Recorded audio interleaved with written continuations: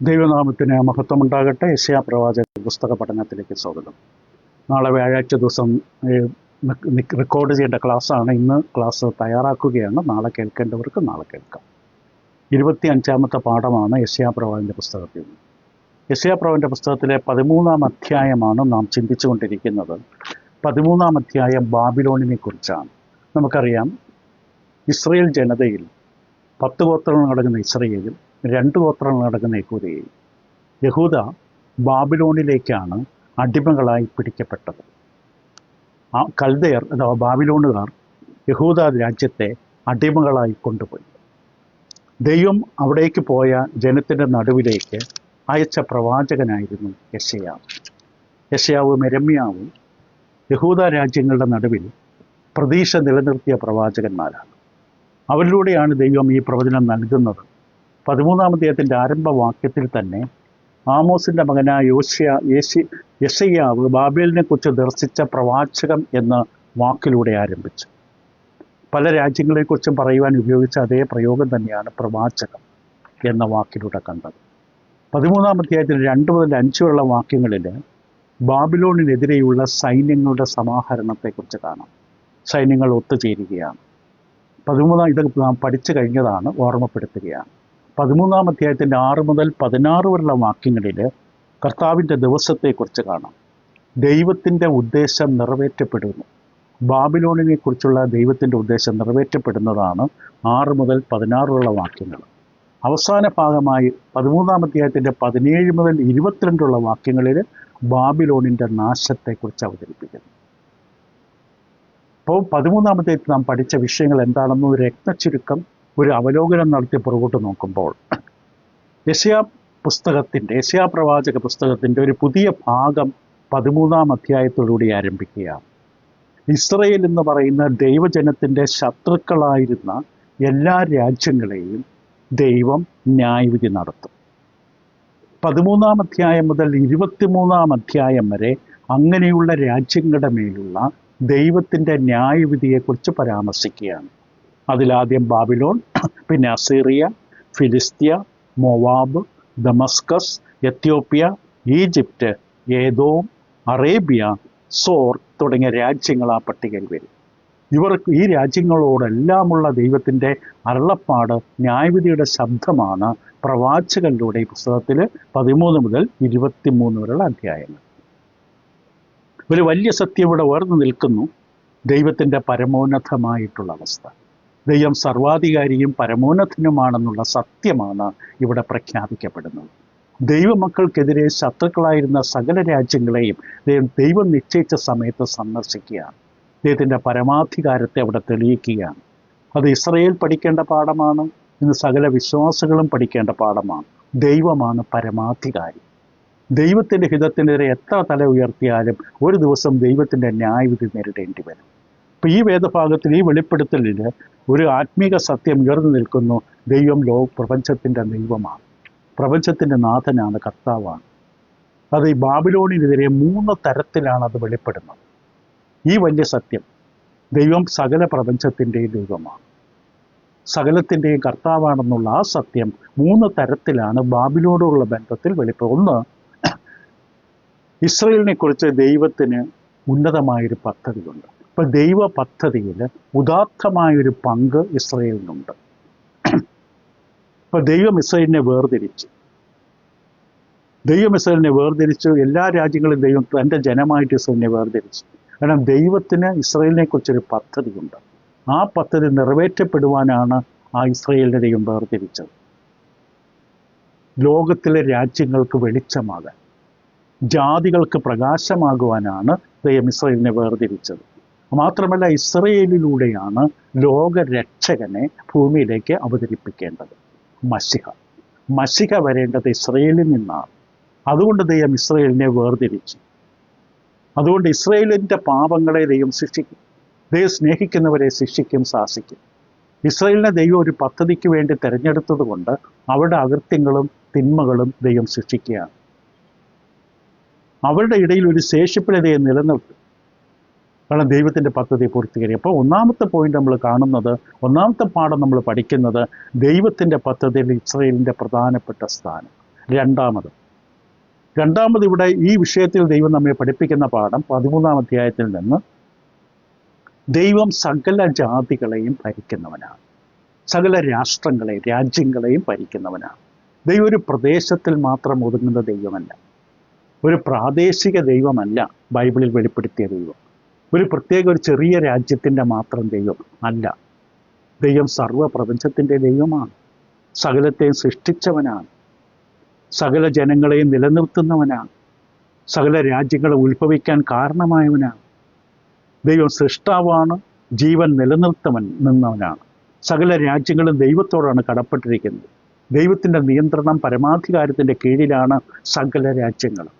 ദൈവം ചില രാജ്യങ്ങളെ ഉയർത്തുന്നു, ചിലതിനെ താഴ്ത്തുന്നു. രാജാക്കന്മാരെ നിയമിക്കുന്നു, രാജാക്കന്മാരെ താഴ്ത്തുന്നു. ഇപ്പോൾ ദൈവം തിരഞ്ഞെടുക്കപ്പെട്ട എല്ലാ രാജ്യങ്ങളും ഒരു ദിവസം ദൈവത്തിന് ന്യായവിധി നേരിടേണ്ടവരാണ്. അപ്പോൾ ഇതാണ് രണ്ടാമത്തെ പാഠം നമ്മൾ യെശയ്യാ 13-ൽ കാണുന്നത്. ദൈവം സകല രാജ്യങ്ങളെ ഭരിക്കുന്നു. മൂന്നാമത്, ദൈവത്തിൻ്റെ നിത്യ പദ്ധതി എല്ലാ രാജ്യങ്ങളെക്കുറിച്ചുമുണ്ട്. എല്ലാ രാജ്യങ്ങളെക്കുറിച്ചും ദൈവത്തിന് നിത്യമായൊരു പദ്ധതിയുണ്ട്. ഇപ്പോൾ ദൈവത്തിൻ്റെ പദ്ധതി എന്ന് പറയുന്നത് ഇസ്രായേലിനെ കുറിച്ച് മാത്രമല്ല. ദൈവം എല്ലാ രാഷ്ട്രങ്ങളെക്കുറിച്ച് ദൈവം ചിന്തിക്കുന്നുണ്ട്, കരുതുന്നുണ്ട്. ഈ പശ്ചാത്തലത്തിൽ ദൈവം അവരെക്കുറിച്ച് പറയുകയാണ്. ഇപ്പം ഈ പല രാജ്യങ്ങളുടെ പേരുകൾ നമ്മൾ പരാമർശിക്കേണ്ടത് നേരത്തെ. അത് ഈജിപ്റ്റ് ആകാം, ഏദോം ആകാം, ബാബിലോൺ ആകാം, അസീറിയ ആകാം, ഫിലിസ്തീൻ ആകാം, മൊവാബ് ആകാം, ദമസ്കസ് ആകാം, അറേബ്യ ആകാം, സോർ ആകാം. എല്ലാ രാജ്യങ്ങളെക്കുറിച്ച് ദൈവത്തിൻ്റെ പത്തുണ്ട്. അവരെയെല്ലാം ദൈവം ബാലശിക്ഷ കഴിക്കുകയാണ്. ചില രാജ്യങ്ങൾ ഈ ഭൂമിയിൽ തുടച്ചു മാറ്റി. ദൈവം അസീറിയ ഉപയോഗിച്ച് ഇസ്രായേലിനെ ശിക്ഷിക്കാൻ. എന്നിട്ട് അതേ അസീറിയ ദൈവം ന്യായവിധി നടത്തി. ഇപ്പോൾ ദൈവം ഓരോ രാജ്യങ്ങളെ ന്യായവിധി നടത്തുമ്പോൾ അതിനേക്കാൾ ഉപരി ദൈവം ആഗ്രഹിക്കുന്ന അവരുടെ ആത്മീക ജീവിതത്തെക്കുറിച്ചാണ്. ദൈവം ചുമ്മാ വെറുതെ രാജ്യങ്ങളെ ഇങ്ങനെ ശിക്ഷിച്ച് നശിപ്പിച്ച് കളയുകയല്ല. ദൈവം ഇടപെടുമ്പോൾ ദൈവം ആഗ്രഹിക്കുന്ന നമ്മുടെ ജീവിതത്തിൽ ആത്മീകമായൊരു ചിന്ത അവർക്കുണ്ടാകണം. ദൈവത്തെക്കുറിച്ച്, മനുഷ്യൻ്റെ ആത്മീക ജീവിതത്തെക്കുറിച്ചാണ് ദൈവം ഏറ്റവും അധികം കരുതുന്നത്. മനുഷ്യൻ്റെ അപ്പം കൊണ്ട് മാത്രമല്ല, ദൈവത്തിൻ്റെ വായിൽ കൂടി വരുന്ന സകല വചനങ്ങൾ കൊണ്ട് ജീവിക്കുന്നത് പറഞ്ഞു. മുമ്പേ അവരുടെ രാജ്യവും നീതിയും അന്വേഷിക്കാൻ പറഞ്ഞു. സർവ്വലോകവും നേടിയിട്ട് ആത്മാവിനെ നഷ്ടപ്പെടുത്തിയാൽ എന്ത് പ്രയോജനമെന്ന് പറഞ്ഞു. അപ്പോൾ ദൈവം എന്നും കരുതുന്നത്, ശ്രദ്ധിക്കുന്ന മനുഷ്യൻ്റെ ആത്മീയ കാര്യങ്ങളാണ്. അപ്പോൾ അവൻ്റെ നിത്യമായ രക്ഷയ്ക്ക് വേണ്ടിയാണ് ദൈവം പ്രവർത്തിക്കുന്നത്. അപ്പോൾ ഈ രാജ്യങ്ങളെക്കുറിച്ചെല്ലാം ദൈവം ആഗ്രഹിക്കുന്നത് അവരാ സത്യദൈവത്തെ അറിയണമെന്നാണ്, ഏകദൈവത്തെ അറിയണമെന്നാണ്. അപ്പോൾ ഓരോ രാജ്യങ്ങളോടുള്ള പ്രവാചകത്തെക്കുറിച്ച് പറയുമ്പോൾ ഒരു വലിയ സത്യം ഓർമ്മിപ്പിക്കുകയാണ്. അത് 24-ാം സങ്കീർത്തനത്തിൻ്റെ 1-ാം വാക്യത്തിൽ സങ്കീർത്തനക്കാരൻ പറഞ്ഞ അത് തന്നെയാണ്. 24-ാം സങ്കീർത്തനത്തിൻ്റെ 1-ാം വാക്യത്തിൽ സങ്കീർത്തനൻ്റെ വാക്കുകൾ ഇങ്ങനെയാണ്: ഭൂമിയും അതിൻ്റെ പൂർണ്ണതയും ഭൂതലവും അതിലെ നിവാസികളും യഹോവയ്ക്കുള്ളതാണ്. ഭൂതലവും അതിലെ നിവാസികളും യഹോവയ്ക്കുള്ളതാണ്. എത്ര വലിയ സത്യമാണ്! വലിയൊരു പ്രഖ്യാപനമാണ് നമുക്കിവിടെ കാണാൻ കഴിയുന്നത്. യെശയ്യാവിൻ്റെ 13-ാം അധ്യായത്തിൽ അത് വ്യക്തമായി കാണിച്ചു തരികയാണ്. ഉദാത്തമായൊരു പ്രഖ്യാപനമാണ്. ദൈവം തൻ്റെ മക്കളോട് ഇത് ഓർമ്മിപ്പിക്കുകയാണ്. അപ്പോൾ ദൈവം ഒരു പ്രത്യേക ദേശത്തിൻ്റെ മാത്രം ദൈവമല്ല. അതുകൊണ്ട് തന്നെയാണ് കർത്താവ് യേശുക്രിസ്തു മരണത്തെ അതിജീവിച്ച് ഉയർത്തെഴുന്നേറ്റ് തൻ്റെ ശിഷ്യന്മാരെ, താൻ തിരഞ്ഞെടുക്കുന്ന ശിഷ്യന്മാർക്ക് സുവിശേഷം ലോകമെങ്ങും പോയി അറിയിക്കാനായിട്ട് പറയുമ്പോൾ അവരോട് പറഞ്ഞു. അതുകൊണ്ടാണ് മർക്കോസിൻ്റെ സുവിശേഷം 16-ാം അധ്യായത്തിലും മത്തായി 28-ാം അധ്യായം നമുക്കത് കാണാം. മർക്കോസിൽ നമുക്ക് വായിച്ച് കേൾക്കാം. മർക്കോസ് 16:15-16 പിന്നെ അവൻ അവരോട്, നിങ്ങൾ ഭൂലോകത്തിലൊക്കെയും പോയി. ഇപ്പോൾ സകല ജനങ്ങളെക്കുറിച്ച് ദൈവത്തിൻ്റെ പദ്ധതിയുണ്ട്. ഇസ്രായേലിനെക്കുറിച്ച് മാത്രമല്ല, ഭൂമിയിലുള്ള സകല മനുഷ്യരുടെയും ആത്മീയ ജീവിതത്തെക്കുറിച്ചാണ് ദൈവം കരുതുന്നത്.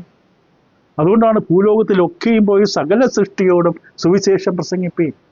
കർത്താവ് യേശുവിനെക്കുറിച്ചുള്ള നല്ല വർത്തമാനം പ്രസംഗിപ്പീൻ. ക്രിസ്തുവിലൂടെയാണ് മനുഷ്യൻ്റെ ആത്മീക ജീവിതത്തിന് ജീവൻ പ്രാപിക്കുന്നത്, ബലം പ്രാപിക്കുന്നത്, ലക്ഷ്യം കിട്ടുന്നത്. ഒരു സുവിശേഷം പ്രസംഗിപ്പീൻ. വിശ്വസിക്കുകയും സ്നാനമേൽക്കുകയും ചെയ്ത് രക്ഷിക്കപ്പെടും. ഭൂലോകത്തിലുള്ള എല്ലാ മനുഷ്യരും രക്ഷിക്കപ്പെടണമെന്നാണ് ദൈവം ആഗ്രഹിക്കുന്നത്. അതുകൊണ്ടാണ് എല്ലായിടത്തും പോയി സുവിശേഷം അറിയിക്കാൻ പറഞ്ഞത്. ഒരു പ്രത്യേക ദേശത്ത് മാത്രമല്ല. ക്രിസ്തു വന്നത് യഹൂദന്മാരുടെ നടുവിലൂടെയാണ്. പക്ഷേ താൻ വന്നത് സകല മനുഷ്യർക്കും വേണ്ടിയാണ്. വിശ്വസിക്കാത്തവൻ ശിക്ഷാവിധിയിൽ അകപ്പെടുമെന്ന് പറഞ്ഞു. അപ്പോൾ ദൈവം കാലങ്ങളായി പ്രവർത്തിക്കുന്ന ഇത് തന്നെയാണ്, ഈ ലക്ഷ്യത്തിന് വേണ്ടിയാണ്.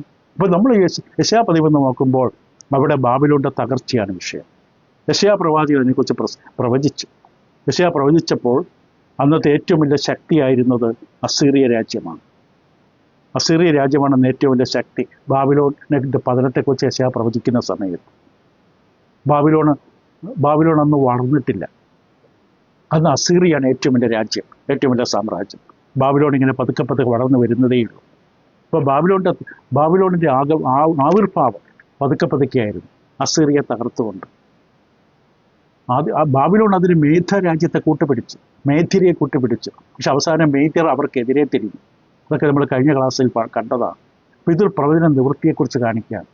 അപ്പോൾ ഇത് ദൈവത്തിൻ്റെ കണ്ണുകളിലൂടെ നോക്കുമ്പോൾ വ്യക്തമായി ഞാൻ കാണിച്ചിരിക്കുകയാണ്. എല്ലാ രാജ്യങ്ങളും ന്യായവിധി നേരിടുകയാണ്. ചിലപ്പോൾ ദൈവത്തിൻ്റെ കൈകളിൽ അവർ ഉപയോഗിക്കപ്പെട്ടിരിക്കുകയാണ്. ഇസ്രായേലിനെ പാഠം പഠിപ്പിക്കാൻ ദൈവം അസൂറിനെ തൻ്റെ കയ്യിലെ കോലായി ഉപയോഗിച്ചു. എന്നിട്ട് അതേ അസീറിനെ ദൈവം മേദ്യരെ കൊണ്ട് പാഠം പഠിപ്പിച്ചു. അതേ മേദ്യർ ബാബിലോണിനെതിരെ തിരിഞ്ഞു. പരസ്പരം ഇവിടെ കാണാം, ദൈവത്തിൻ്റെ പദ്ധതിയിൽ പെടുകയാണ് എല്ലാവരും. അങ്ങനെ അവസാനം മേദ്യർ ബാബിലോണിൻ്റെ പതനത്തിൽ 6-ാം നൂറ്റാണ്ട് BC കാരണമായിട്ട്. അപ്പോൾ ദൈവത്തിൻ്റെ പ്രവചനങ്ങൾ സൂക്ഷ്മമാണ്, കൃത്യമാണ്. ഇതൊന്നും യെശയ്യാവിൻ്റെ സ്വന്തം പഠനത്തിൽ നിന്നും അറിവിൽ നിന്ന് കിട്ടുന്ന കാര്യങ്ങളല്ല. ഭാവിയിൽ സംഭവിക്കാൻ പോകുന്ന കാര്യങ്ങളെക്കുറിച്ച് യെശയ്യാവ് പറയുമ്പോൾ ദൈവത്തിൻ്റെ ആത്മാവിൽ കിട്ടിയ വെളിപാടാണ്. ഇനി നമ്മൾ 14-ാം അധ്യായത്തിൽ പെട്ടെന്ന് പ്രവേശിക്കാം. ചില കാര്യങ്ങൾ മാത്രം തുടക്കമായിട്ട് വെച്ച് പറഞ്ഞിട്ട് ബാക്കി അടുത്ത ക്ലാസ്സിൽ ചിന്തിക്കാം. 14-ാം അധ്യായത്തിൻ്റെ ആദ്യത്തെ 23 വാക്യങ്ങൾ. യെശയ്യാപ്രവചനന്റെ പുസ്തകം 14-ാം അധ്യായത്തിൻ്റെ ആദ്യത്തെ 23 വാക്യങ്ങളും ബാബിലോണിൻ്റെ പതനത്തെക്കുറിച്ച് തന്നെയാണ്. ബാബിലോണിൻ്റെ പതനത്തെക്കുറിച്ചുള്ള വിവരണം തുടരുകയാണ്.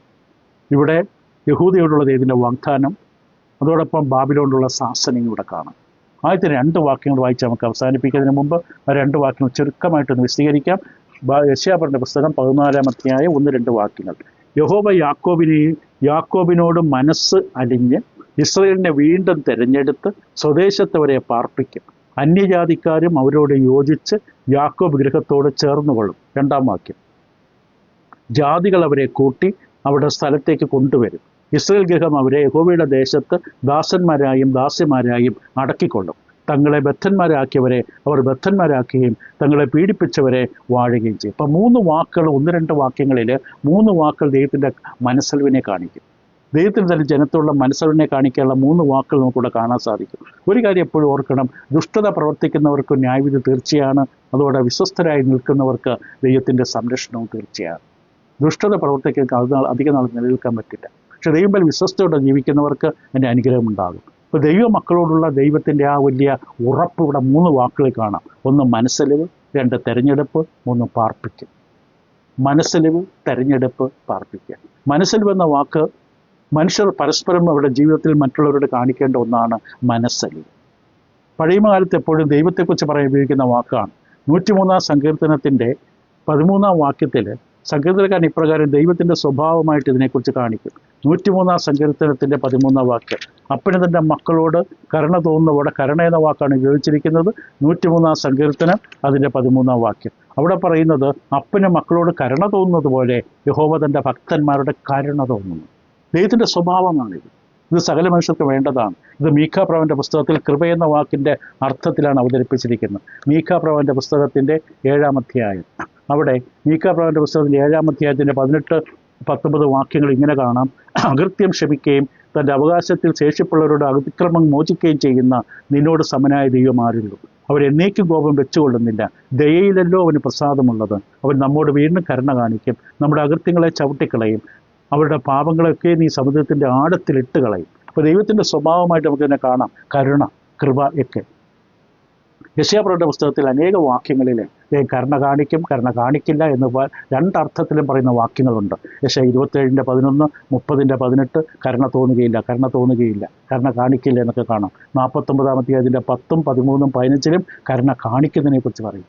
54-ാം അധ്യായം 7, 8, 10 വാക്യങ്ങളിലും ഇതിൻ്റെ മഹാകരുണ, മഹാദയ എന്ന വാക്ക് കാണാം. 55-ന്റെ 7-ലും കരുണ കാണിക്കുന്നതിനെ കുറിച്ച് പറയും. 60-ന്റെ 10, 63, 7, 15-ലെല്ലാം ആ കരുണ കരുണ കരുണ എന്ന വാക്കാണ്. 2-ാമത്തെ വാക്ക് തിരഞ്ഞെടുക്കുക എന്നുള്ളതാണ്. അത് പഴയ കാലത്ത് ഒരു ദൈവശാസ്ത്രപരമായ പ്രാധാന്യമുള്ള വാക്കാണ്. മോശെ ഇസ്രായേൽ ജനത്തോട് പറഞ്ഞതുപോലെ നിങ്ങളെ ദൈവം തിരഞ്ഞെടുത്തതിൻ്റെ അടിസ്ഥാനം എന്താണെന്ന് ദൈവം ആവർത്തന പുസ്തകത്തിൻ്റെ 7-ാം അധ്യായം, ആവർത്തന പുസ്തകത്തിൻ്റെ 7-ാം അധ്യായത്തിൻ്റെ 6-8 വാക്യങ്ങളിൽ മോശെ ഇസ്രായേൽ ജനത്തോട് പറയും, ദൈവം നിങ്ങൾ എന്തടിസ്ഥാനം തിരഞ്ഞെടുത്തത്? നിന്റെ ദൈവം യഹോവയ്ക്ക് നീ ഒരു വിശുദ്ധ ജനമാകുന്നു. ഭൂതലത്തിലുള്ള സകല ജാതികളിലും വെച്ച് നിന്നെ തനിക്ക് സ്വന്തം ജനമായിരിക്കേണ്ടതിന് നിന്റെ ദൈവം യഹോവ തിരഞ്ഞെടുത്തിരിക്കുന്നു. നിങ്ങൾ സംഖ്യയിൽ സകല ജാതികളെക്കാളും പെരുപ്പമുള്ളവരാകുകൊണ്ടല്ല യഹോവ നിങ്ങളെ പ്രിയപ്പെട്ട് തിരഞ്ഞെടുത്തത്. നിങ്ങൾ സകല ജാതികളെക്കാളും കുറഞ്ഞവരല്ലോ ആയിരുന്നത്. യഹോവ നിങ്ങളെ സ്നേഹിക്കുന്നത് കൊണ്ടും നിങ്ങളുടെ പിതാക്കന്മാരുടെ താൻ ചെയ്ത സത്യം പാലിക്കുന്നത് കൊണ്ടും അത്ര യഹോവ നിങ്ങളെ ബലമുള്ള കൈയാൽ പുറപ്പെടുവിച്ച് അടിമ വീടായ മിസ്രയീമിന്റെ രാജാവായ ഫറവോന്റെ കയ്യിൽ നിന്നും വീണ്ടെടുത്തു. ഇപ്പോൾ ദൈവം തിരഞ്ഞെടുത്തതിൻ്റെ അടിസ്ഥാനം എന്താണ്? ദൈവത്തിൻ്റെ സ്നേഹമാണ്, നമ്മുടെ കഴിവല്ല, നമ്മുടെ യാതൊരു യോഗ്യതകളുമല്ല. ആവർത്തന പുസ്തകത്തിൻ്റെ 4-ാം അധ്യായത്തിൻ്റെ 6-ാം വാക്യത്തിൽ മോശ അവരോട് പറയുമ്പോൾ ഇപ്രകാരമാണ് പറഞ്ഞത്: അവയെ പ്രമാണിച്ച് നടപ്പിൻ, ഇത് തന്നെയല്ലോ ജാതികളുടെ ദൃഷ്ടിയിൽ നിങ്ങളുടെ ജ്ഞാനവും വിവേകവുമായിരിക്കുന്നത്. അവർ ഈ കൽപ്പനകളൊക്കെ കേട്ടിട്ട് ഈ ശ്രേഷ്ഠജാതി ജ്ഞാനവും വിവേകമുള്ള ജനം തന്നെ എന്ന് പറയും. ദൈവത്തിൻ്റെ കൽപ്പനകളനുസരിച്ച് പ്രമാണിച്ച് ജീവിക്കുമ്പോഴാണ് നാം മറ്റുള്ള മുമ്പിൽ ദൈവത്തിൻ്റെ പദ്ധതി പൂർത്തീകരിക്കപ്പെടുന്നത്. അപ്പോൾ ദൈവം ഒരു തിരഞ്ഞെടുത്തു. ഈ തിരഞ്ഞെടുത്ത ദൈവത്തിൽ തന്നെ തള്ളിക്കളയാൻ പറ്റും.